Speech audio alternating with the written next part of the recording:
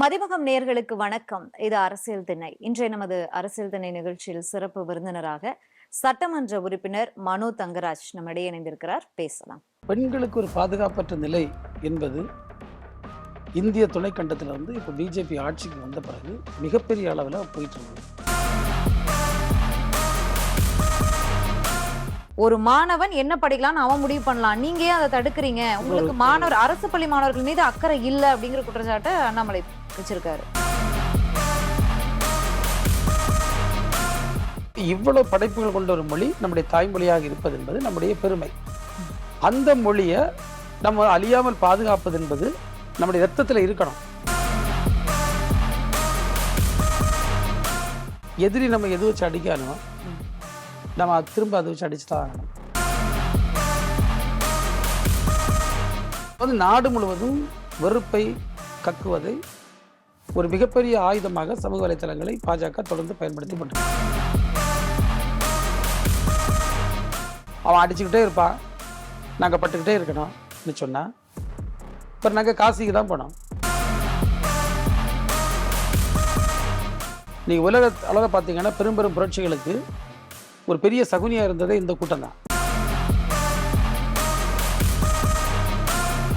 இன்றைக்கு திமுக வெற்றிக்கு காரணமானவர் இன்றைக்கு விஜய் கூட கைகோர்த்து நிற்கிறார். அப்படிங்கும் போது திமுக வெற்றிக்கு ஒரு வியூக அமைப்பாளர் காரணம் உள்ளதை நான் 100% ஏற்றுக்கொள்ள மாட்டேன். நமக்குள்ள ஒரு போட்டி வைக்க, ஏன்னா கையை நீங்க மடக்கணும், உங்களால் முடியுமா? வியூக அமைப்பாளர்கள் எல்லாம் என்ன நினைக்காங்கன்னா, அவங்க வியூகம் அமைச்சிட்டாலே இங்க ஆட்சி மாறின்னு நினைக்காங்க. ஆண்டானடிமையா இது? என்ன மாதிரி அனாமத்து பணம் கேட்குமா இல்லை பிச்சை கேட்குமா? நம்ம கொடுத்த பணத்தை நம்ம கேட்கும். திமுகவுக்கு என்னை எதிர்கொள்ள திராணி இல்ல, என் கருத்துக்களை எதிர்கொள்ள திராணி இல்ல, அதனால அந்த அம்மாவை போய் கூட்டிட்டு வராங்க அப்படிங்கிற ஒரு குற்றச்சாட்டு உங்க மேல. பெரியார் அடிச்சாரு. என்ன பெரியார் அடிச்சாரு? பெரியார் அடிக்க முடியாதம்மா. பெரியாருடைய கருத்து என்பது யாரும் அடிக்க முடியாத கருத்து. தமிழ்நாட்டில் பிறந்த பெரியாருக்கு இருந்த தைரியம் என்பது இந்திய துணைக்கண்டத்தில் யாருக்குமே இருந்ததில்லை. டேய், நீ என்னை ஏற்றுக்கிட்டா ஏற்றுக்கா, ஏற்றுக்கல முட்டா பேல, நீ அவன் கை கட்டிருக்காடான்னு சொன்னார். எவ்வளவு தைரியம் இருந்திருந்தால் அன்னைக்கு திருவாங்கூர் சமஸ்தானத்தின் அந்த அதிகார எல்லையை கடந்து அதை தகர்த்து எறிந்து வைக்கத்தில் போய் அந்த மலையாளம் பேசுகிற மக்களோட நின்றுபாரு போராட்டத்தில். எவ்வளவு தைரியம் வந்திருக்கணும்.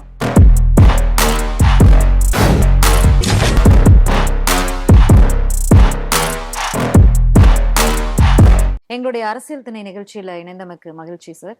கோவை வந்திருந்த அமித்ஷா அவர்கள் 2026 திமுக ஆட்சியை தமிழ்நாட்டில் அகற்றிவிட்டு பாஜக ஆட்சி அமைக்கும் அப்படின்னு பேசியிருக்காரு. பல்வேறு குற்றச்சாட்டுகளையும் தமிழக அரசின் மீதும் திமுகவின் மீதும் வச்சிருக்காரு. உங்களுடைய முதல் கருத்து இது தொடர்பாக? இல்ல, இதை ஒரு புதுசா சொன்னீங்களா நீங்க?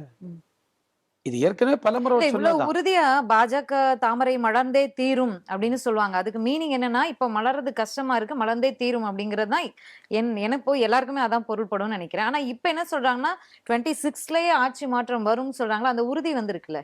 இதுல ரெண்டு விஷயமா நீங்க பாக்கணும். ஒண்ணு, இவங்க ஏற்கனவே இதை சொல்லிட்டு இருக்கக்கூடிய ஒண்ணுதான். இது ஒன்றும் புதுசான கருத்து இல்லை. அது அந்த அரைத்த மாவை அரைப்பது என்பது அவர் பழைய கதையை தான் சொல்லியிருக்காரு. ரெண்டாவது, இது நடைமுறைக்கு சாத்தியமே இல்லைன்னுள்ளது எல்லாருக்குமே தெரியும்.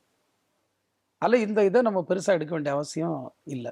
திமுக ஆட்சி மீது பல்வேறு குற்றச்சாட்டுகளை வச்சிருக்காரு. வெச்சதுல ஒண்ணு என்னன்னா, தமிழ்நாடு வளர்ந்த மாநிலமாக இருக்கு, அதே போல சட்டம் ஒழுங்கு பிரச்சனையிலயும் சரி, பெண்கள் தொடர்பான அந்த பாலியல் குற்றங்கள்லயும் சரி, அதுல அந்த குற்றச்சாட்டுகள்லயும் ஒரு வளர்ந்த மாநிலமாக இருக்கு, நம்பர் 1 இடத்துல நோக்கி போய்கிட்டு இருக்கு அப்படிங்கிற ஒரு குற்றச்சாட்டை அமித்ஷா அவர்கள் வச்சிருக்காரு. இப்போ பிஜேபி மீதும் அவ்வளவு குற்றச்சாட்டு இருக்கு. இல்ல, பிஜேபி மீது திமுக மட்டும் இல்ல, பல அமைப்புகள், மனித உரிமை அமைப்புகள், உலக அளவில் இருக்கக்கூடிய அமைப்புகள், இந்தியாவில் இருக்கக்கூடிய பல்வேறு அரசியல் கட்சிகள், பெண்கள் அமைப்புகள், இது நாட்டில் இருக்கக்கூடிய விவசாய அமைப்புகள், இப்படி சாமானிய மக்களை பிரதிபலிக்கக்கூடிய பல்வேறு அமைப்புகள், பல மாநிலங்களில் இருக்கக்கூடிய அரசுகள், இந்தியாவில் உரிமைக்காக போராடுகின்ற, ஜனநாயகத்திற்காக குரல் கொடுக்கக்கூடிய பல்வேறு அரசியல் கட்சிகள், எத்தனையோ குற்றச்சாட்டுகளை வரிசை வரிசையா பிஜேபி மீது வைத்திருக்கிறது இருக்கிறது, அந்த குற்றச்சாட்டுகள் இருக்கிறது. அதை பற்றி அவங்களுக்கு எதுவுமே தெரியாதா? ஏன் இங்க தமிழ்நாட்டில் வந்து அவங்க குற்றச்சாட்டு இருக்கிறது என்று சொல்லணுமா? இல்ல இங்க வந்து பேசுறாரு, கோவையில வந்து பேசுறாரு. அவங்க எதிர்க்கட்சியா இங்க இருக்காங்க. நடக்கக்கூடிய ஆட்சிய விமர்சிக்கிறாங்க. இது போன்ற விமர்சனங்கள் இதற்கு முன்பாக ஆ வந்து தமிழ்நாட்டுல வந்து பாலியல் குற்றங்கள் தினந்தோறும் நடக்குது. சட்டம் ஒழுங்கு பிரச்சனை இதற்கு முன்பாக வைத்துவிட முடியாது. ஆனா இன்றைய காலச்சூழல் அங்க கொண்டு வந்து நிப்பாட்டியிருக்கோம் அப்படிங்கிற ஒரு கேள்வியும் அதுல ஒளிஞ்சிருக்குல்ல. நீங்க வந்து பெண்களுக்கு ஒரு பாதுகாப்பற்ற நிலை என்பது இந்திய துணைக்கண்டத்தில் வந்து இப்போ பிஜேபி ஆட்சிக்கு வந்த பிறகு மிகப்பெரிய அளவில் போயிட்டு இருக்கு. வட இந்திய மாநிலங்களில் எப்படி பெண்கள் ஒரு பாதுகாப்பற்ற நிலையில் இருக்கிறார்கள், மணிப்பூரில் பெண்களுக்கு நேர்ந்த கொடுமைகள் எவ்வளவு மோசமாக இருந்தது. ஏன் இதை பேசக்கூடிய இதே அமித்ஷா அவர்கள் வந்து ஒரு என்கவுண்டரில் வந்து குற்றவாளியாக வந்தார். எப்படிப்பட்ட குற்றச்சாட்டு? குஜராத் எப்படிப்பட்ட வன்முறை? ஆதாரம் நிரூபிக்கப்பட்டு தண்டனை பெற்று விட்டாரா அப்படிங்கிற ஒரு கேள்வியும் நீங்க வந்து இதெல்லாம் அவங்க சொல்லக்கூடிய விளக்கங்கள். நான் நீதி பரிபாலனம் எப்படி செயல்படுகிறது, ஆட்சி அதிகாரத்துக்கு நீதி பரிபாலனத்துக்கு என்ன தொடர்பு, இதை பற்றிலாம் பேச நான் விரும்பலை. ஆனால் ஆங்கிலத்தில் பழமொழி சொல்லுவோம், scissors wife should be beyond suspicion. ஒரு அரசியல் தலைவர் இவ்வளவு தூரம் இருக்கக்கூடியவர் சந்தேகத்துக்கு இடமற்றவராக இருக்கணும். ஆனால் அமித்ஷா அவர்கள் சந்தேகப்படும்படியான இடத்துல எவ்வளோ பெரிய நீண்ட ஒரு பெரிய ட்ராக் ரெக்கார்டை கொண்ட ஒரு நபர் என்பது நமக்கு தெரியும். இன்றைக்கு ஒரு ஹோம் மினிஸ்டராக இருக்கார். ஏன் மணிப்பூரை ஏன் இதுவரை சால்வ் பண்ண முடியலை? நார்த் ஈஸ்டில் எப்படிப்பட்ட வன்முறை சம்பவங்கள் இருந்து கொண்டிருக்கிறது? யூபியில் வந்து ஹிமாச்சலில் வந்து பல்வேறு பிஜேபி ஆளுகின்ற மாநிலங்கள்லாம் எப்படி இன்றைக்கு புல்டோசர் ராஜ் என்று பகிரங்கமாக அறிவித்து இஸ்லாமியர்களுடைய வீடுகள் தரமட்டமாக்கப்படுகின்ற சம்பவங்கள் நடந்துட்டு இருக்கு. இதெல்லாம் அவருக்கு கண்ணுக்கு தெரியலையா? ஏன்னா சட்ட ஒழுங்கு பற்றி பேசுவதற்கு பாஜகவுக்கோ அமித்ஷா இல்ல ஒரு குற்றச்சாட்டு இப்ப ஏன் மீதோ இல்ல உங்கள் மீதோ ஒரு குற்றச்சாட்டு வைக்கப்படுது அப்படின்னா, நான் குற்றமற்றவன் அப்படின்னு நிரூபிக்க வேண்டிய இடத்துல நான் இருக்கேன். என் மேல ஒரு குற்றச்சாட்டு வச்சா, நீ அந்த தப்ப பண்ணியே அப்படின்னு கை காட்டுற இடத்துல நம்ம இல்ல. இப்போ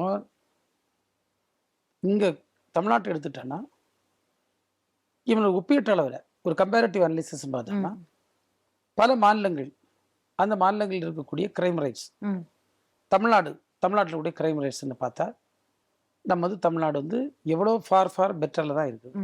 ஆனால் நான் அந்த விவாதத்தை நான் முன்மொழியை விரும்பலை. நடத்துவது ஆரோக்கியம் இல்லை. ஏன் நம்ம வந்து நம்ம பார்க்கணும், வளர்ந்த நாடுகளை பார்க்கலாம், ஐரோப்பிய நாடுகளை பார்க்கலாம், எவ்வளோ நாடுகளும் நான் இருக்குது. அதை நோக்கி நம்ம போயிட்டு இருக்கோம். ஆனால் இன்னைக்கு இருக்கக்கூடிய காலச்சூழலில் பல்வேறு பிரச்சனைகள் வந்து இருந்து கொண்டு தான் இருக்கிறது. ஏன் ஒன்றிய அரசு இன்னைக்கு இருக்கக்கூடிய நவீன ஒரு தொழில்நுட்ப யுகத்தில் கிரைம்ஸை வந்து அடக்குவதற்கு மாநிலங்களுக்கு ஏதாவது நல்ல வழிகாட்டுதல் தந்திருக்காங்களா? இல்லை ஏதாவது ட்ரைனிங்ஸ் கொடுத்துருக்காங்களா? அவங்க வந்து இன்னைக்கு அவர் ஒரு சட்டம் ஒழுங்கை, இந்த தேசத்தினுடைய சட்டம் ஒழுங்கை கையில் வைத்திருக்கக்கூடிய ஒரு அமைச்சர் வந்து ஒரு மாநிலத்தில் வந்து கம்பேரிட்டிவா அவர் சார்ந்திருக்கக்கூடிய மாநிலம், அவருடைய தொடர்புடைய மாநிலம், அவருடைய ஆட்சி இருக்கக்கூடிய மாநிலங்களில் இருக்கிறத விட எவ்வளவோ பெட்டராக இருக்கக்கூடிய ஒரு ஸ்டேட்டை பார்த்து கை சூண்டு காட்டுகிறார் என்று சொன்னால் அது உள்நோக்கத்தோடு அவர் பேசுவது என்பதற்கு வேற எந்த ஆதாரமும் வேண்டாம். சரி, ஓகே. இன்றைக்கு தமிழக முதலமைச்சர் மு.க.ஸ்டாலின் ஒரு வீடியோ போட்டிருக்காரு.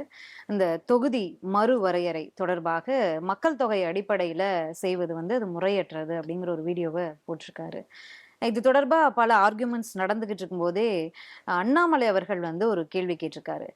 நாங்க வந்து தமிழ்நாட்டிற்கு தொகுதிகளை குறைப்போம் அப்படின்னு பொய்யான குற்றச்சாட்டை திமுகவினர் பரப்புறாங்க, அதற்கு என்ன ஆதாரத்தை வச்சிருக்காங்க அப்படின்னு சொல்லி கேட்டிருக்காரு. அமித்ஷா அவர்களும் கோவை நிகழ்ச்சியில பேசும்போது சொல்லியிருந்தாரு, நிச்சயமாக தமிழ்நாட்டிற்கு தொகுதிகள் வந்து குறையாது அப்படிங்கிற ஒரு அஷூரன்ஸ் குடிக்கிற மாதிரி ஒரு விஷயத்த சொல்லியிருக்காரு. குறையாது, கூடாது எங்கேயுமே அப்படின்னா அப்படியே இருக்கட்டு.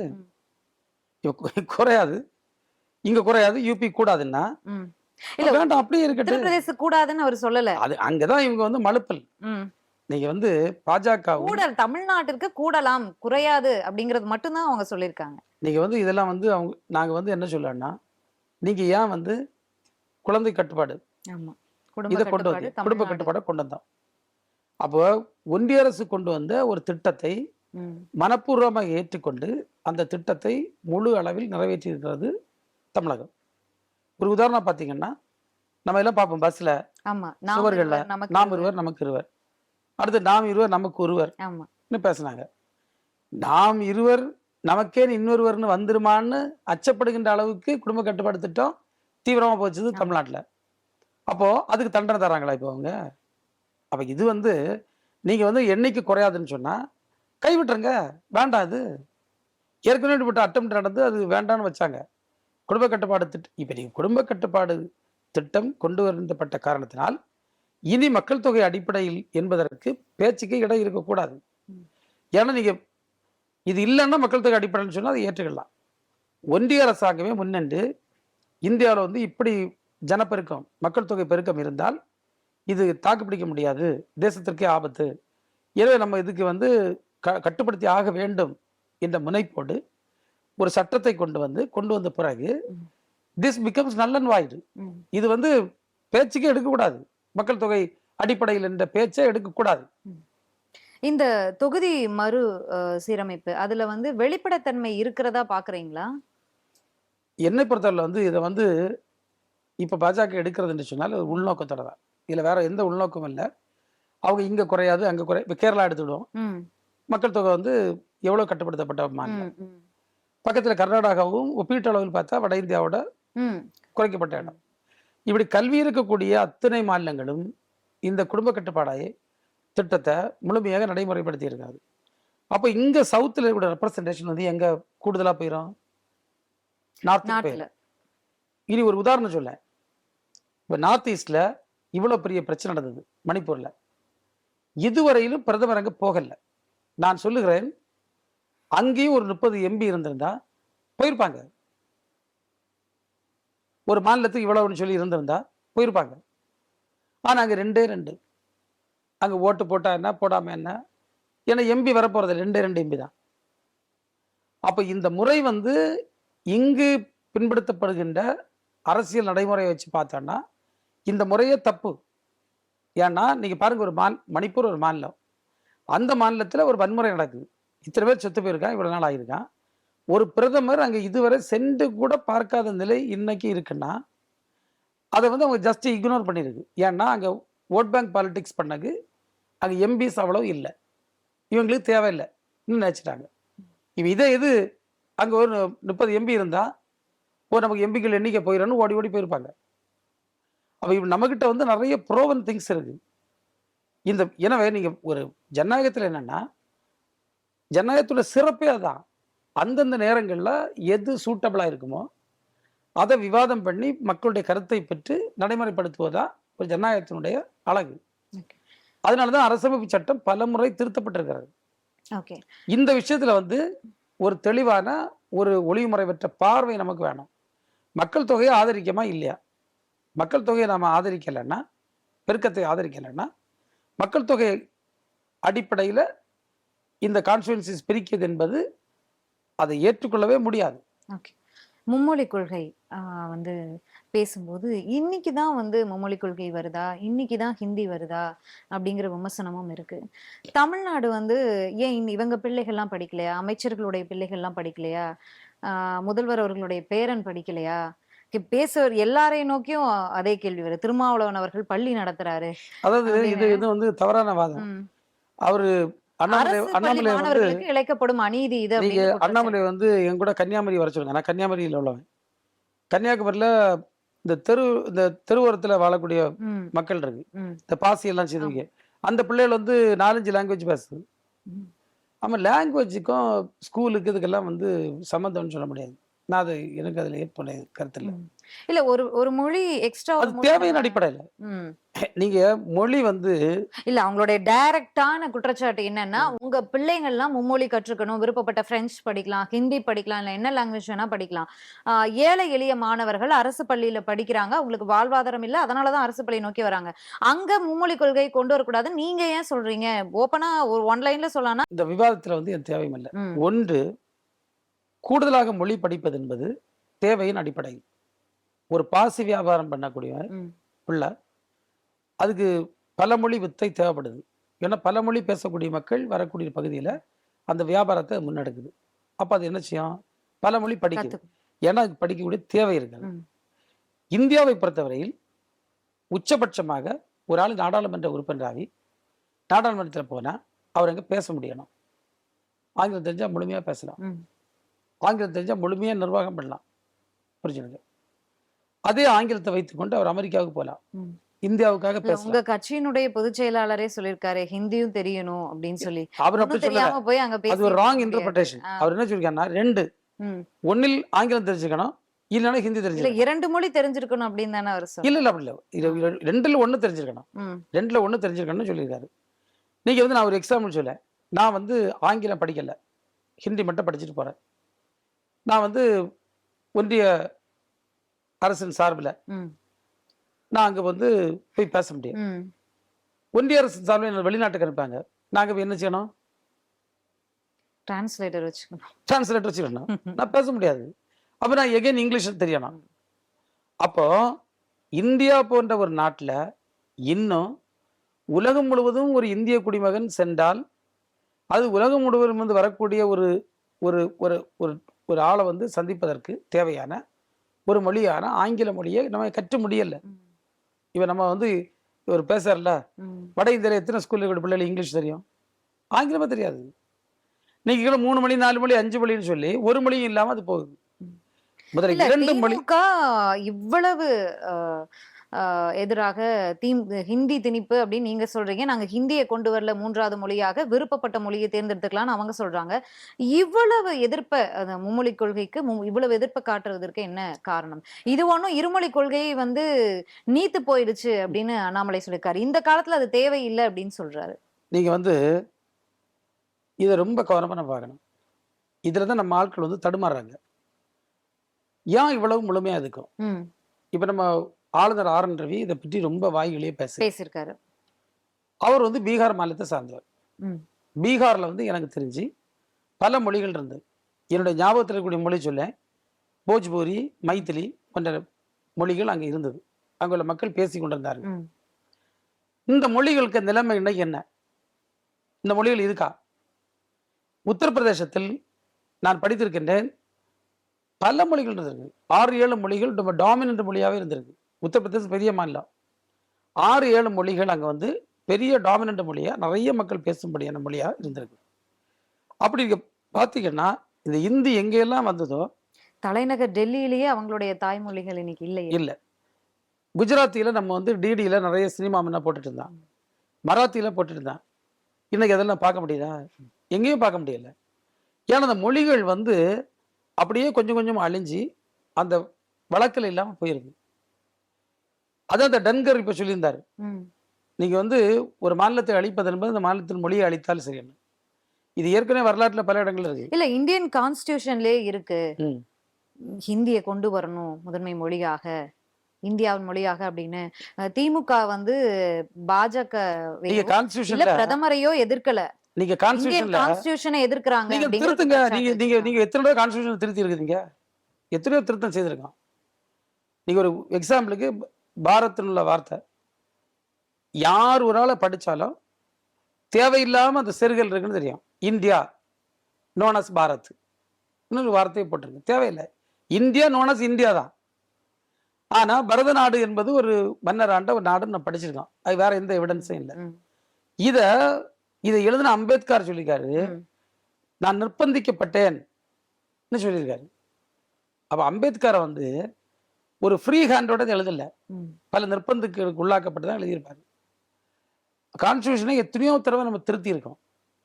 அப்போ இந்த மொழி விஷயத்துல தேவைப்பட்டா திருத்தலாம், அதுல ஒன்றும் பெரிய பிரச்சனை இல்லை. என்னுடைய கேள்வி, இது தமிழ்நாட்டில் இருமொழி கொள்கை இருக்கு. இந்த 2 மொழிகளையும் நம்முடைய மாணவர்கள் கற்று அறிந்தால் இவன் உலகத்துல எங்கேயும் போய் நிற்க முடியும்.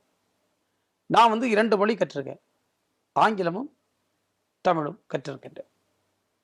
நான் தமிழகம் முழுவதும் என்னால் தமிழ்ல பேச முடியுது. தமிழ் டயஸ்போரா இருக்கக்கூடிய இடங்கள்ல தான் தமிழ்ல பேச முடியுது. ம். மற்ற அனைத்து மக்களோடும் எந்த நாடுகளுக்கு போனாலும் எந்தவித தடையும் இல்லாமல் இந்தியாவினுடைய எந்த மாநிலத்துக்கு போனாலும் ஆங்கிலத்தில் பேசிட்டு வர முடியுது. ம். எந்த கஷ்டமும் நம்ம பார்க்கல. அப்போ ஒருவர் வந்து 2 மொழியை முழுமையாக கற்றால் அது பெரிய சிறப்பு தான். ஓகே. நீங்க ஒரு எக்ஸாம்பிளுக்கு நான் இன்னைக்கு கூட ட்வீட் போட்டிருந்தேன். அவர் கமலா ஹாரிஸ் நம்முடைய தமிழ்நாட்டிலிருந்து தேர்ந்தெடுக்கப்பட்ட நம்முடைய விவேக் ராமசாமி. இது விவேக் ராமசாமி இல்லை, அவருக்கு ஹிந்தி திருமணம் எனக்கு தெரியாது. ம். இப்ப கமலா ஹாரிஸ் இருந்துங்க, தமிழ் ஆர்ஜின்னு சொல்லும். அவன் ஹிந்தி கற்றுட்டா போனாங்க. அப்துல் கலாம் ஹிந்தி கற்றுட்டா போனார். அவர் சாதாரண கவர்மெண்ட் ஸ்கூல்ல படிச்சவர். எங்க ஊர்ல இந்த சிவன் ஐஎஸ்ஆர் ஹெட் ஆனாரு. அவர் ஏன் ஊரு, அவர் படிச்ச ஸ்கூலுக்கு நான் போயிருக்கேன். சாதாரண ஸ்கூலு. இப்போ ஐஎஸ்ஆர் ஹெட் ஆகிருக்காரு நாராயணன். அவருக்கு பாராட்டு விழா கூட போயிருந்தேன். அவர் படிச்ச ஸ்கூலுக்கு ஆப்போசிட்ல தான் நடந்தது. அது ஒரு சாதாரண கவர்மெண்ட் ஸ்கூலு. இவங்களை ஹிந்தி படிச்சுட்டா போனாங்க. டெல்லியில் போய் இவ்வளோ பெரிய பொசிஷன்ல இருக்காங்க. ஏன்னா இதுல முட்டாள்தனமான வாதம்.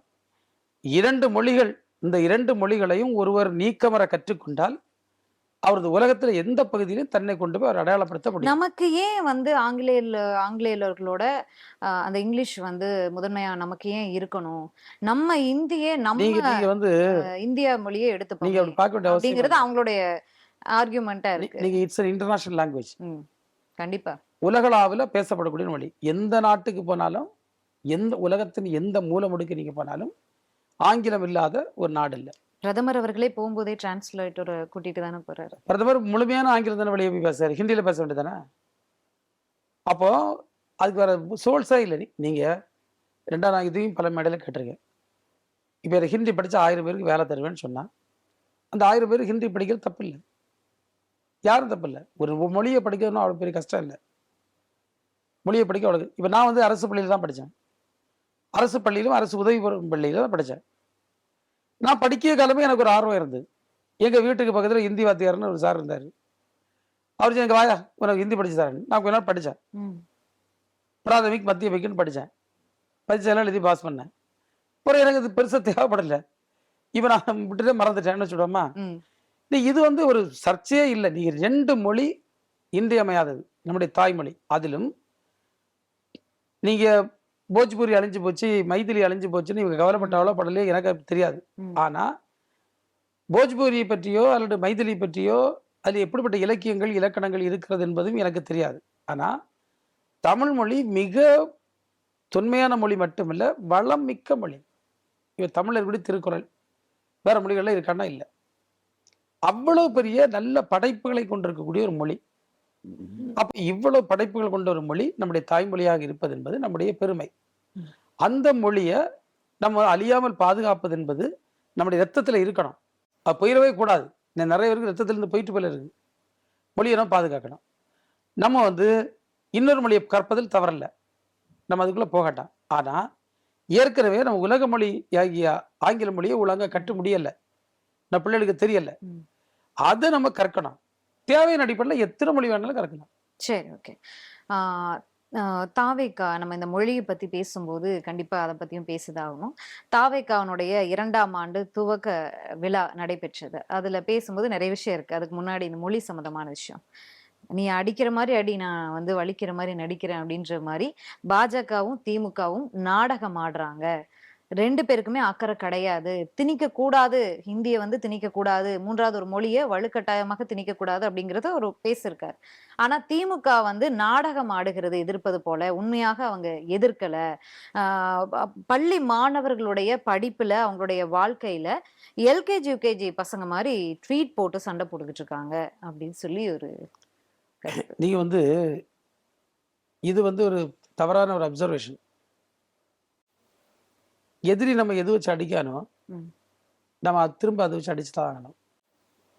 இன்னைக்கு இந்த வெறுப்பு பிரச்சாரத்தை சமூக வலைதளங்கள் மூலமாக ஒரு ஆர்கனைஸ்டு கேம்பெயினை நாடு முழுவதும் பாஜக செய்து கொண்டிருக்கிறது. அந்த ரூட்டை தாவேக்கா தெரிஞ்சுக்கிடணும்.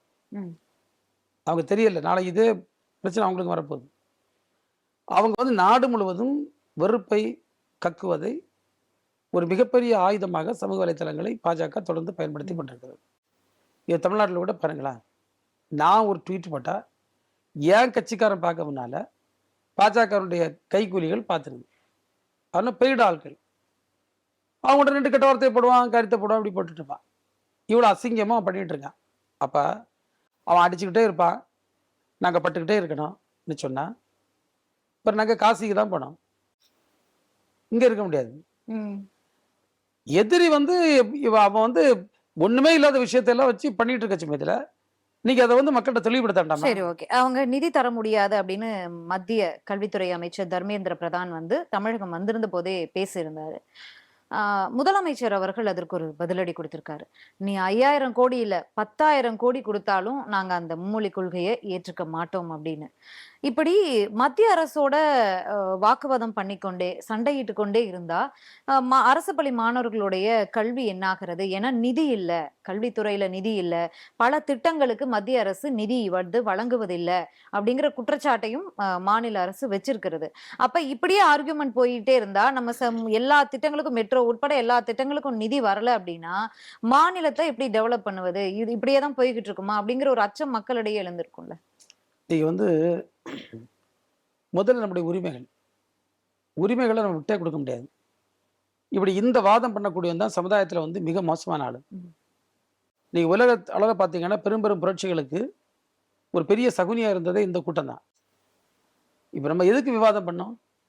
ஏன் புதிய கல்விக் கொள்கை கொண்டு வந்தாங்கன்னா நீ ஹிந்தி திணிச்சா என்ன, தமிழை அழிச்சா என்ன, நாங்கள் சும்மா இருக்க முடியாது எங்களுக்கு? ஏன் பேசிட்டு இருக்கோம்? ஏன்னா உணர்வு இருக்கு. இது என்ன ஆபத்தை உருவாக்கணும்னு எங்களுக்கு தெரியுது. நீங்க இந்தியாவில் ஒரு கல்வி முறை இருந்து அந்த கல்வி முறை என்ன கல்வி முறை? ஒரு குருகுல கல்வின்னு சொல்லலாம். துரோணாச்சாரியர் படிச்சு கொடுத்த கதை. படிச்சு முடிச்சோன்னா பெருவரில் வெட்டித்தான்னு கேட்பாரு, கொடுக்கணும். பிறகு கை இல்லாமல் சுற்றிட்டு இருக்கணும். வில்லம் பிடிக்க முடியாது, அம்பும் பிடிக்க முடியாது. அந்த கல்வி முறை தான் இங்கே இருந்தது. இங்கே ஒன்றும் எல்லாருக்கும் கல்வி வரக்கூடிய முறை இல்லை. முதல் முறையாக வெள்ளக்காரன் வந்து லார்ட் மக்காலே வந்து கல்வியை பரவலாக்கா எல்லாருக்கும் கொடுக்குறாங்க. மக்காலே கல்வி முறையை எப்படி கொண்டு வந்தா, எந்த சூழ்நிலை கொண்டு வந்தா உள்ளது நீங்க படிக்க சொல்லுங்க. மக்காலே கல்வி முறையை பற்றி சிலர் விமர்சிக்கிறார்கள். படிக்க சொல்லுங்க முதல்ல. அதுக்கு முன்னால கல்விக்கு என்ன வாய்ப்பு இருந்தது, யாரு கல்வி கொடுக்கக்கூடிய வாய்ப்பு இருந்தது? நீங்க இன்றைக்கு பேசி கொண்டிருக்கூடிய மனோ தங்கராஜ் கன்னியாகுமரி மாவட்டத்தில் இருக்கக்கூடிய ஒரு கருங்கல் என்கின்ற கிராமத்தில் நான் பிறந்து வளர்ந்தவன். என் ஊர்ல 50 ஆண்டுகளுக்கு முன்னாலே எத்தனை பேர் படிச்சிருந்தான்னு எனக்கு தெரியும். இன்னும் எத்தனை பேர் படிச்சுட்டு இருக்கான்னு எனக்கு தெரியும். அன்னைக்கு வந்து ஏதோ 4 குடும்பத்தில் கொஞ்சம் பேர் படிச்சிருப்பான். இன்னும் எல்லா குடும்பத்திலையும் எல்லாரும் படிச்சிருக்கான். இந்த கல்வி முறை எப்போ வந்தது? இவங்களுக்கு ஆரியர்கள் பேசுகின்ற குருகுல கல்வி முறையிலே வந்தது? ஒரு குருகுல கல்வி முறையிலையும் வந்தது கிடையாது. இந்த கல்வி முறை வந்தது வந்து மக்காலே கொண்டு வந்த கல்வி திட்டத்தின் மூலமாக வந்த கல்வி முறை. அந்த கல்வி முறையை அப்படியே காலி பண்ணிக்கிட்டு பழைய முறைக்கு கொண்டு போறதுக்கு தான் இவங்களுடைய திட்டம். அந்த திட்டத்தை நடைமுறைப்படுத்துவதற்கு அவங்க இப்போ அழகாக புதிய கல்விக் கொள்கையை கொண்டு வராங்க. அது மூலம் விஸ்வகர்மா திட்டத்தை கொண்டு வராங்க. விஸ்வகர்மா குலக்கல்வி கர்மா என்ன திட்டம்? கர்மா திட்டம். அதை பற்றி விளக்க போகல. அப்போ இந்த கர்மா தான் அன்னைக்கு வந்து என்ன செய்தது, கல்வியை நமக்கு அக்சஸ் பண்ண முடியாமல் இருந்தது. திரும்ப அதை கொண்டு வராங்க. அதுக்கு பேரை தமிழில் சொல்லுங்க, அப்போ நான் புரிஞ்சுக்கலாம் அதனுடைய அர்த்தத்தை. ஏன்னா இது வந்து நம்ம எதுக்கும் ஹிந்தி கொண்டு வரான். எத்தனை ஹிந்தி பேசின மாநிலங்கள் இன்னைக்கு தங்களுடைய சுய ஐடென்டிட்டியை அடையாளத்தை இழந்து, தாங்கள் பேசி வந்த தாய்மொழியை இழந்து, அதனுடைய இலக்கியங்களை, இலக்கணங்களை, நடைமுறைகளை எல்லாவற்றையும் இழந்து அவன் நிற்கான். நான் பார்த்துட்டு இருக்கோம். அந்த தப்பை நம்ம எதுக்கு செய்யணும்? எனவே அதை எதிர்த்து பேசுவது என்பதை குறை சொல்லக்கூடியவர்கள் முதல்ல இந்த வரலாற்றை தெரிந்து கொண்டு வர வேண்டும். எப்படி பீகார்லையும் அல்லது உத்தரப்பிரதேசத்திலே பல மொழிகள் அழிந்தது, அதனுடைய வரலாறு என்ன, அந்த அழிப்புக்கு பின்னணி என்ன என்பதை தெரிந்து கொண்டான்னா அவங்க எல்லாம் பேச மாட்டாங்க நான் நினைக்கிறேன். ஓகே. அனைத்து கட்சி கூட்டத்திற்கு அழைப்பு விடுக்கப்பட்டிருக்கிறது. என்ன விஷயங்கள்லாம் அந்த கூட்டத்தில் பேச இருக்கிறதாக நீங்க இதான் நீங்க வந்து ஒரு ஒரு ஒரு அதிகார படையெடுப்பு மாதிரி பண்ணிட்டு இருக்காங்க. இந்த அதிகார படையெடுப்பு என்பதை வந்து நம்ம படை திரட்டி எதுக்க வேண்டியதுதான். எதிர்கட்சி தலைவரும் எங்க சார்பாக 2 பேர் போவாங்க அப்படின்னு ஒரு விஷயத்த வந்து செய்தியாளர் சந்திப்புல சொல்லியிருக்காரு. அவர் கூப்பிட்டவங்களுக்கு தெரியாதா? அவங்க வருவாங்க, வந்த சந்தோஷம். நாங்க அதான் விரும்புவோம். நீங்க ஒரு ஆரோக்கியமான அரசியல் என்பது பொதுவான விஷயம். தொடர்ந்து அதிமுக வந்து பாஜகவோட பி டீம், பாஜகவுக்கு அடிபணிந்து செயல்படுகிறது, நடக்கிறார் இபிஎஸ் அப்படின்னு பல்வேறு குற்றச்சாட்டுகளை திமுகவினர் வைப்பாங்க. அப்போ இந்த நேரத்துல வந்து இபிஎஸ் அவர்கள் வந்து திமுகவினுடைய இந்த அனைத்து கட்சி கூட்டத்துல கலந்துக்க போறாங்க. எல்லாருக்குமே தெரிஞ்ச விஷயம் தான். இந்த கூட்டத்துல இந்த விஷயங்கள் பேசப்படும் அப்படிங்கிறது ஓரளவுக்கு ஊர்ஜிதப்படுத்த ரெண்டு விஷயம் இருக்கலாம். உண்மையில ஒரு நல்ல மனமாற்றம் அவருக்கு வந்திருக்கலாம். இப்ப அவரே புரிஞ்சிருக்கலாம். இந்த இருமொழி கொள்கையா இருக்கட்டும், இல்லாட்ட புதிய கல்விக் கொள்கையா இருக்கட்டும், இல்லைன்னா பாஜக நம்ம தரக்கூடிய நிர்பந்தங்கள், நிதி தரமாட்டேன், நிதி தரணும், நான் சொல்லுறதை கேளு. நீங்க இந்த ஆட்டிடியூட் யாருக்கு பிடிக்கும்? ஆண்டா நடிமே அது என்ன மாதிரி அனாமத்து பணம் கேட்குமா, இல்லை பிச்சை கேட்குமா? நம்ம கொடுத்த பணத்தை நம்ம கேட்கும், அவ்வளோதான் விஷயம். இதுக்கு வந்து நீ இதை செய்தா நான் தருவேன்னு சொல்ல என்ன அர்த்தம் இருக்கு? இது அமெரிக்கா வந்து ஏகாதிபத்தியம் பண்ணதுன்னு உலகம் பூரா பேசிட்டு இருக்கான். சாங்ஷன்ஸ்ன்னு. அதோட மோசமான சாங்ஷன்ல எல்லாம் இருக்குது. இது விதின் த கண்ட்ரி சாங்ஷனா? அதெல்லாம் ஒரு யுபிஎஸ் புரிஞ்சிருக்கலாம். புரிஞ்சுக்கிட்டா நல்லதுதான். நீங்க ஒரு பொதுவான அதாவது 2 விஷயம் இருக்கு. ஒண்ணுக்கு திமுக சார்ந்த விஷயங்கள். இன்னொன்னு தமிழ்நாடு சார்ந்த விஷயங்கள். தமிழ்நாடு சார்ந்த விஷயங்கள்ல எல்லா கட்சியும் சேர்ந்து நிக்கிறது வந்து ஒரு ஆரோக்கியமான அரசியல் தான். ஓகே. தமிழக வெற்றிக் கழகம் அந்த மேடையில பேசப்பட்ட விஷயங்களுக்கு வரலாம். இப்போ ஒரு கட்சி ஆரம்பிக்கிறாங்க. ஆ அவங்க கட்சி சிறப்புகள பத்தியோ, இல்ல ஓராண்டு சாதனை பத்தியோ பேசல. தொடர்ந்து பேசிய மூவரும் திமுகவினரையும், திமுக குடும்ப அரசியல் செய்து, வாரிசு அரசியல் செய்து, பிறப்பால பதவி அடைகிறார் ஒருவர் அப்படிங்கிற மாரி பல்வேறு விமர்சனத்த முதலமைச்சர் மீதும், துணை முதலமைச்சர் மீதும் வைச்சிருந்தாங்க. இதற்கு என்ன காரணம்னு நினைக்கிறீங்க? திமுகவ தனிப்பட்ட வகையில சாடினாதான் வந்து தமிழ்நாட்டுல அரசியல் பண்ண முடியும் அப்படிங்கிறதா? இல்ல எந்த நோக்கம் இது?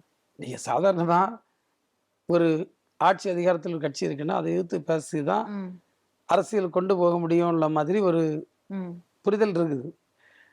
அது தவிர வேற இதுல என்ன இருக்கு? வாய்ப்பு இருக்கு. அதுல எது ஒண்ணும் பெரிய பெருசுபடுத்தணும்னு நான் நினைக்கிறேன். ம்.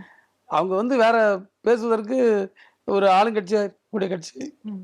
பேசுவதன் மூலமாகத்தான் தங்களுடைய இலக்கை அடைய முடியும் என்று எண்ணுவதான் நினைக்கிறேன். வேற இதுல ஒண்ணும் அதை பெருசா நம்ம விமர்சனம் பண்ணக்கு இல்ல. ம். இல்ல அதுல பல குற்றச்சாட்டுகளையும் வச்சிருக்காங்களே. அப்பா அப்பான்னு பொய் வேடம் போடுறாரு. ம். இவரு அக்கறையுள்ள அப்பா கிடையாது. அப்படிங்கிற குற்றச்சாட்டுகள அவர் மட்டும் இல்ல, பாஜகவினரும் வச்சிருக்காங்க. ம். ஆ அதற்கு முன்பாக பேசிய எதிர்க்கட்சியினர் சேர்ந்தவங்க சிலர் கூட, இவ்ளோ போக்சோ வழக்குகள் வந்து பதிவாகியிருக்கே. அப்ப அந்த பெண்களோட குரல் வந்து இந்த அப்பாக்கு கேட்கலையா? இவ்ளோ மோசமான அப்பாவ நான் பார்த்தது இல்லன்னு பாஜக மாநில தலைவர் கூட சொல்லியிருந்தாரு. இன்னைக்குமே அவர் ஒரு ட்வீட் போட்டிருக்காரு. தமிழகத்துல இவ்ளோ சம்பவங்கள் நடந்துகிட்டு இருக்கு. முதலமைச்சரினுடைய பால்யகால ஆசை நிறைவேற்றிக்கிறதுக்கு, அந்த நடிப்பு தொடர்பான ஆசை நிறைவேற்றுக்கு தமிழக மக்கள் தான் கிடைச்சாங்களா? போட்டோ ஷூட் நடத்திட்டு இருக்காரு இவரு. அப்படிங்கிற குற்றச்சாட்டு வச்சிருக்காங்க. நீங்க முதல்ல இந்த பெண்களுக்கு எதிரான வன்முறைகள், பெண் குழந்தைகளுக்கு எதிரான வன்முறைகள் என்பது அந்த பெண்கள் குறித்த பார்வையிலிருந்து ஆரம்பிக்குது. ம். நீ ஒரு இந்திய சமூகத்தில் ஒரு பெண் குறித்த பார்வை எப்படி இருக்கிறது? இது ஒரு மிகப்பெரிய கேள்வி. வேற உதாரணமா சொன்னோம்னா, நம்ம பழைய காலகட்டத்தை எடுத்துக்கிட்டோம்னா, ஒரு பெண் குழந்தையாக இருக்கும்போதே திருமணம் செய்து கொடுக்கப்படலாம். அவளுடைய கணவன் யாருன்னு கூட அவளுக்கு தெரியாது. ம். பச்சை குழந்தை. இதை அன்றைக்கு இருந்த மனுஸ்மிருதி ம். அடிப்படையிலான ஆட்சி ஏற்றுக்கொண்டது. அந்த குழந்தை குழந்தையாக இருக்கும்போது அவனுடைய கணவன் இறந்து விட்டால், அந்த குழந்தைய அல்லது அந்த வளர்ந்த பெண்ணை அல்லது ஒரு முதுவயதான பெண்ணை தன்னுடைய கணவன் இறந்துட்டா சிதையில தூக்கி போடணும். இது என்ன கொடுமை? நீங்க அதுக்கு பிறகு அந்த பெண் சிதையில போடலைன்னா கைம்பெண்ணா வாழணும். அவ காலம் பூரா இன்னொருத்தரை கல்யாணம் பண்ண முடியாது, இன்னொருத்தரை எண்ண முடியாது, இன்னொருத்தரோட தன்னுடைய உடல் போகங்களை கொள்ள முடியாது. எவ்வளவு பெரிய ஒரு வக்கிரமான ஒரு ஒரு நடைமுறை இந்த மண்ணில் இருந்திருக்கு. ஏன்னா அந்த பொண்ணு வந்து தப்பா போயிடுவானா, அந்த பொண்ணுக்கு வேற ஏதோ ஆம்பளை வந்து தப்பு பண்ணிடுவானா, இப்படிலாம் விமர்சனம் கொடுத்து இந்த சமூகத்தை நம்ப வச்சு, ம். அப்ப பெண் குறித்த பார்வை இது. இப்ப நீங்க பாத்தீங்கன்னா ராம் சேனான்னு ஒரு அமைப்பு இருக்கு பெங்களூர்ல. இது பேண்ட் போட்ட பெண்கள் எல்லாம் அடிச்சான். ம். நீ பேண்ட் போட்ட பெண்களை அடிக்க, நிர்வாணமா கொஞ்சம் பேர் ரோட்ல நடந்துட்டு இருக்கான், அவனுக்கு போலீஸ் பாதுகாப்பு கொடுங்க. அப்ப இவன் நிர்வாணமா சுத்துவான், இவனுடைய பிறப்பு உறப்புகள் தொடங்கி எல்லாமே வெளியே எக்ஸ்போஸ் ஆகுது. லட்சம் லட்சம் பெண்கள் பார்த்துட்டு போறான், அதுக்கு பாதுகாப்பு. ஒரு பொண்ணு பேண்ட் ஷர்ட் போட்டுட்டுன்னு நீ அவன் அடிக்க ராம் சேனான அமைப்பு கேட்ட சொல்ல என் கலாச்சார பாதுகாவலர்னு சொல்ல. ஒரு பிள்ளை ஒரு பார் இருக்கக்கூடிய ஹோட்டல்ல சாப்பிட போனா கூட பாருக்குள்ள போயிட்டான்னு சொல்ல. ஊரு பூரா குடிகாரம் குடிச்சுட்டு தலைகளை விழுந்து கிடக்கான், இவனுக்கு எவனை அடிக்க முடியுது அவங்கனால? அப்ப பெண் குறித்த பார்வை மாற்றப்பட்டா மட்டும்தான் இந்த வன்முறைகளுக்கு ஒரு முற்றுப்புள்ளி வைக்க முடியும். ஆனா இது வருத்தமான ஒண்ணுதான், நிச்சயமாக வருத்தமான ஒண்ணு. பெண்களை வந்து பெண்கள் மீது உள்ள வன்முறைகளை எந்த சூழ்நிலையும் ஏற்றுக்க முடியாது. ஓகே. அதே தாவக மேடையில பேசிய பிரசாந்த் கிஷோர் 2021 தேர்தல்ல திமுகவிற்காக தேர்தல் வியூக அமைப்பாளராக செயல்பட்டார். அவர் இன்னைக்கு சொல்லியிருக்காரு, திமுக எப்படி வளர்ந்த மாநிலமாக இருக்கோ அதே போல சட்டம் ஒழுங்குலையும் வந்து நம்பர் 1 இடத்தை நோக்கி போய்கிட்டு இருக்கு அப்படிங்கிற ஒரு குற்றச்சாட்டை முன் வச்சிருக்காரு. இது புதிதான குற்றச்சாட்டா இருக்கு இல்லையா தமிழ்நாட்டிற்கு? இன்னொன்னு அன்றைக்கு திமுக வெற்றிக்கு காரணமானவர் இன்றைக்கு விஜய் கூட கைகோர்த்து நிக்கிறார் அப்படிங்கும்போது, இன்னும் பலம் வந்து அவங்களுக்கு அதிகரிச்சிருக்கு அப்படிங்கும்போது, இந்த 26 தேர்தல் ரொம்ப அ நெருக்குதலாக இருக்குமா திமுகவிற்கு? வெற்றி ரொம்ப சவாலாக இருக்குமா? அப்படிங்கிற ஒரு கேள்வி.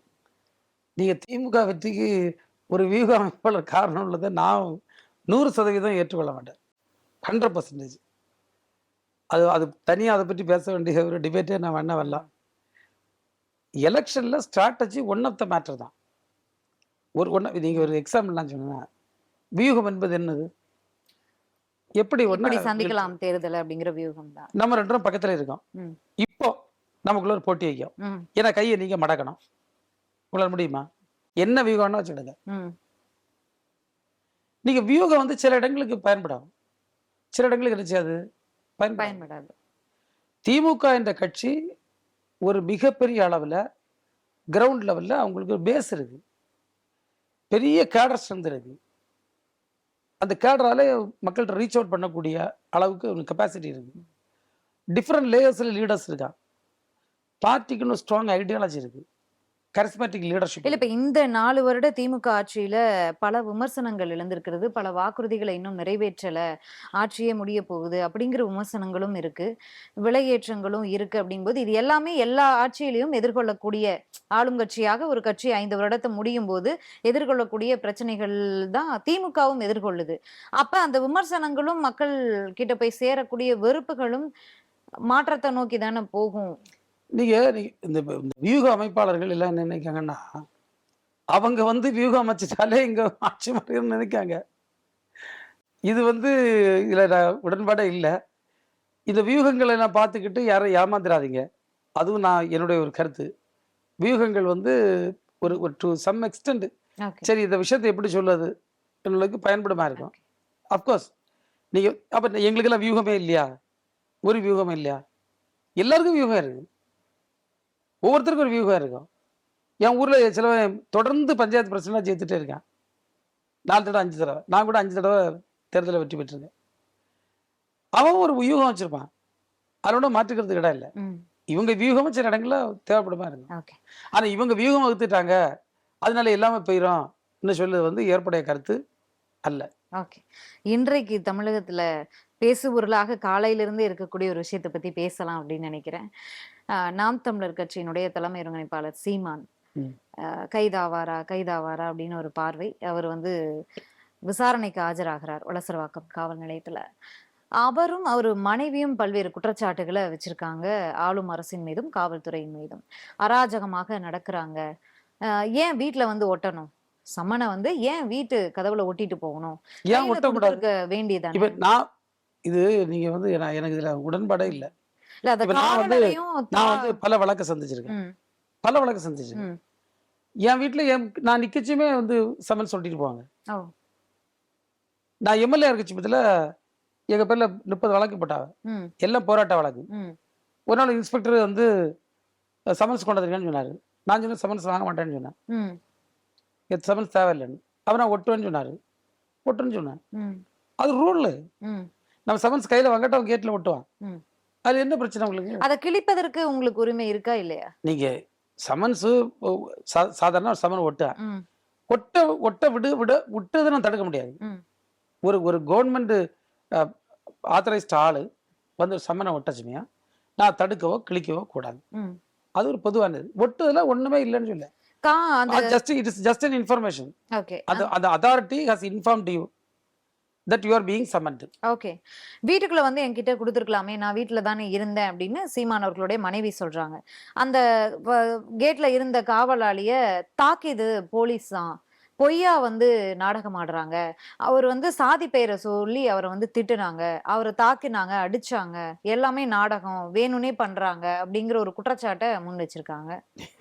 சாதாரண போலீஸ் போய் ஜாதியை பேச வேண்டிய அவசியம் ம், இல்ல. ம், அப்படிப்பட்ட ஒரு வழக்கமும் இல்ல. ம், இதெல்லாம் ஒரு அரசியல்ல அவங்க வந்து பயன்படுத்த முடியுமா என்கின்ற ஒரு வேலை தான். ம், நீங்க அடிப்படையா வந்து ஒரு போராட்டத்துக்கோ இல்லாட்டி ஒரு அரசியல் விஷயங்கள்ல ஒரு கருத்துக்கள் சொல்ல முடியுமோ ம், சில எதிர்வினைகள் ஏற்படும்.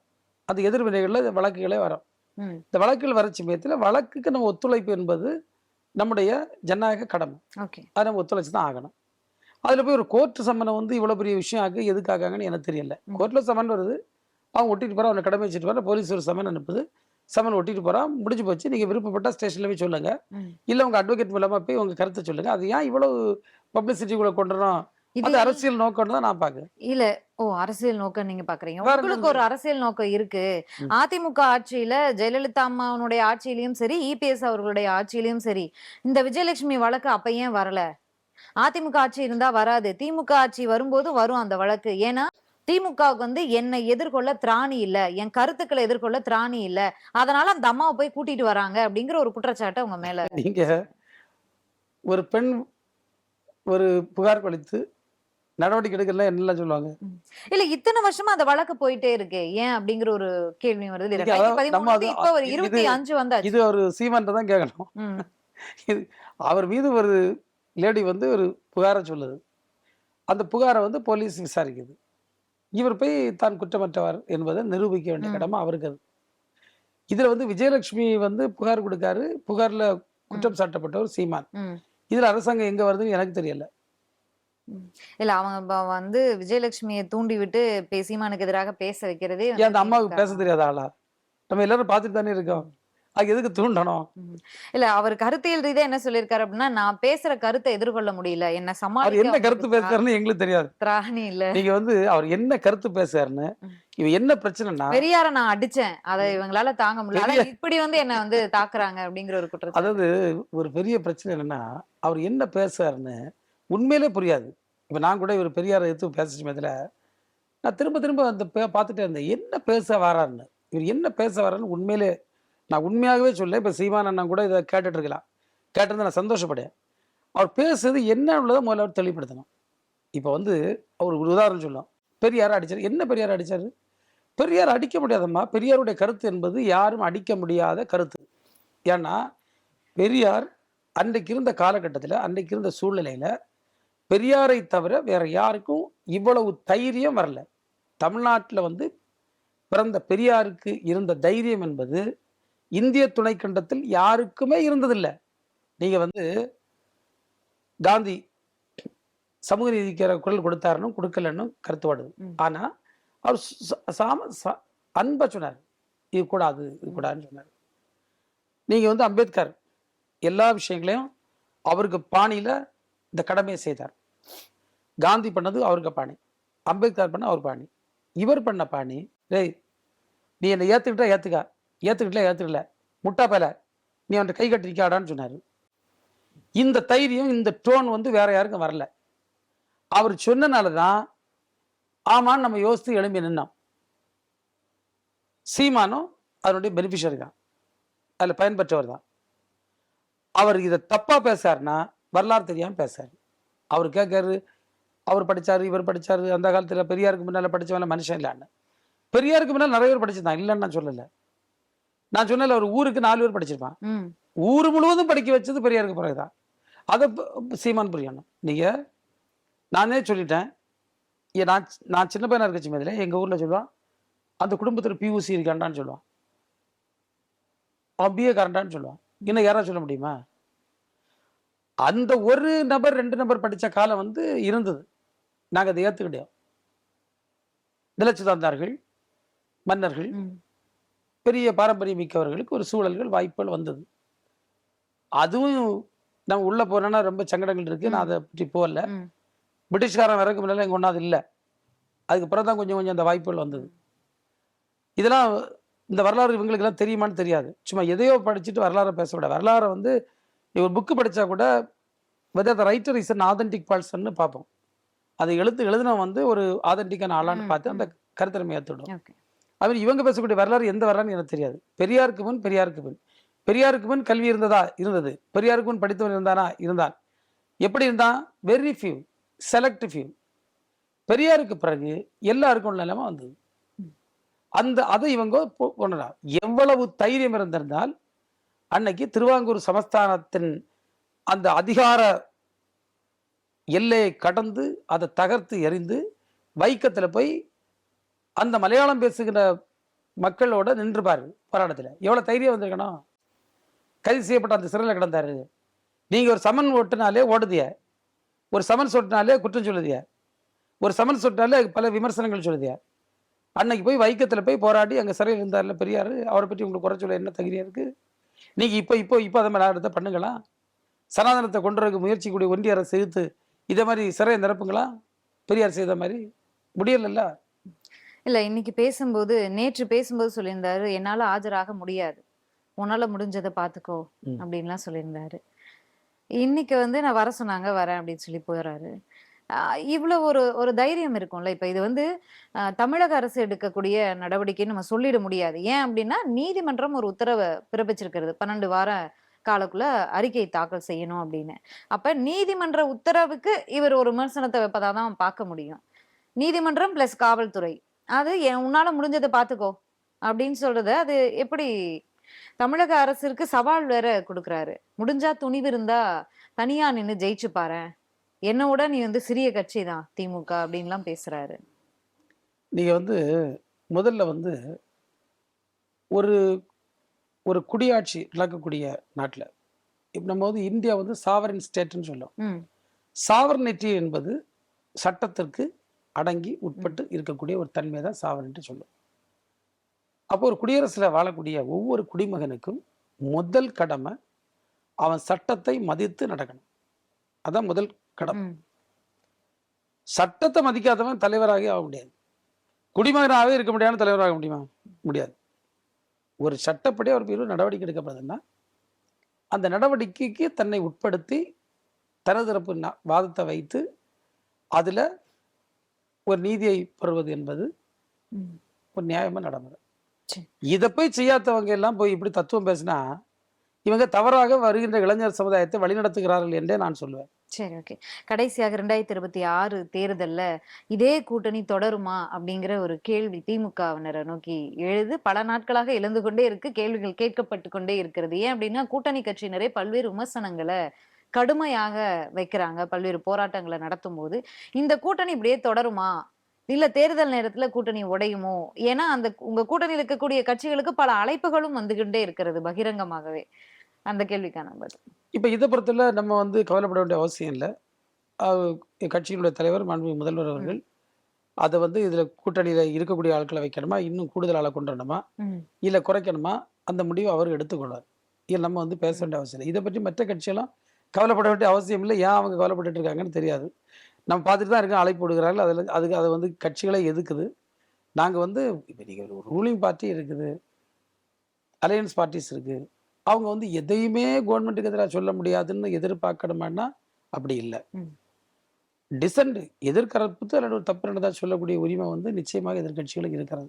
அதில் மாற்றுக்கிறதுல ஒரு வரம்புக்குட்பட்டு இருக்கிறது வரை அதில் பிரச்சனையும் இல்லை. அல்ல இதை வந்து நம்ம வந்து இப்போவே ப்ரெடிக்ட் பண்ண அவசியம் இல்லை. மாண்பு முதல்வர்கள் சொல்லியிருக்கிறார் ஏற்கனவே. பொதுவே இந்த கூட்டணிகளை வந்து தீர்மானிக்கக்கூடியது இயக்கத்தினுடைய தலைவர் தான். இல்லை பார்த்துக்கலாம். நன்றி சார், நன்றி. உங்களுடைய நேரத்தை எங்களோட பகிர்ந்தமைக்கு மிக்க நன்றி.